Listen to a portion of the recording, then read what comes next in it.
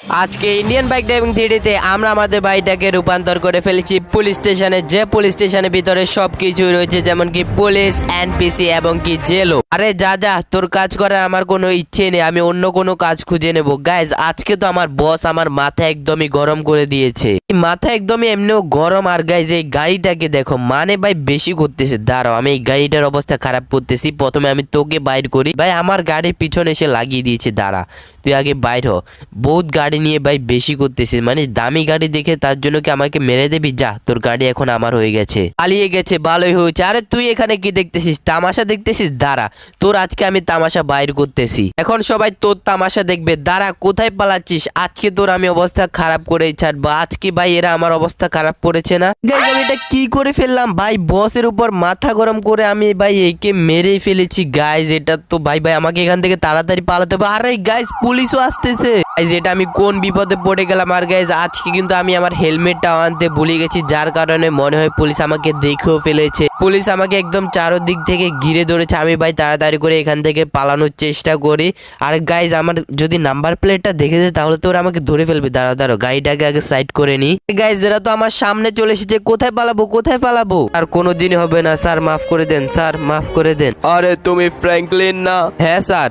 তোমাকে তো আমাদের খুবই প্রয়োজন। কেন স্যার, কি জন্য? আরে তুমি আগে পুলিশ স্টেশনে আসো, তারপর বলবো। গাইস, আমাকে দিয়ে কি কাজ করাবে পুলিশরা? আচ্ছা যেটা হোক ভাই, আমি তো বেঁচে গেছি। আমি তো ভাবছিলাম ভাই ওরা আমাকে গুলি করতে দেখে ফেলেছে।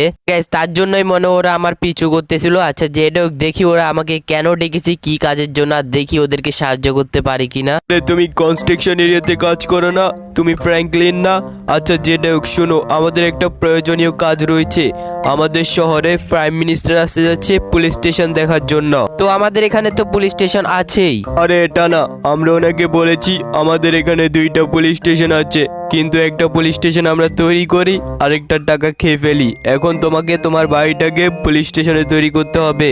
আর এর পরিবর্তে উনি যদি আমাদেরকে কোনো টাকা দেয় তাহলে ওখান থেকে 50% তোমার। যাও তাড়াতাড়ি কাজ করে ফেলো। আচ্ছা, এই কাজ ছিল ওনাদের, তার জন্যই তো বলি হঠাৎ আমার কথা কিভাবে মনে পড়লো ওনাদের। গাইস, 50% কিন্তু অনেকই বেশি। মানে যদি ওনারা 1 কোটি টাকা পায় তাহলে কিন্তু আমাদেরকে 50 লক্ষ টাকা দিবে। গাইস, এরপর কিন্তু আমাকে কোনো কাজও করতে হবে না। কিন্তু গাইস, আমার বাড়িটাকে পুলিশ স্টেশন রূপান্তর করতেও কিন্তু অনেক কষ্ট হবে, বাট আমি করে নেব, কোনো সমস্যা নেই। গাইস, আমাদের বাড়িটাকে পুলিশ স্টেশনে রূপান্তর করার জন্য আমাদের যে প্রথম কাজটা করতে হবে সেটা হচ্ছে আমাদেরকে মাটি জোগাড় করতে হবে। কারণ গাইস, মাটি দিয়ে আমরা আমাদের সুইমিং পুল এবং আমাদের ফ্লোরটাকে ঢেকে দিতে পারবো। গাইস, মাটি তো আমরা জুরাসিক পার্কে পেয়ে যাব, কিন্তু গাইস ওগুলো আনার জন্য আমাদেরকে একটা ট্রাক প্রয়োজন, যার জন্য আমি এখন চলে যাচ্ছি আমাদের কনস্ট্রাকশন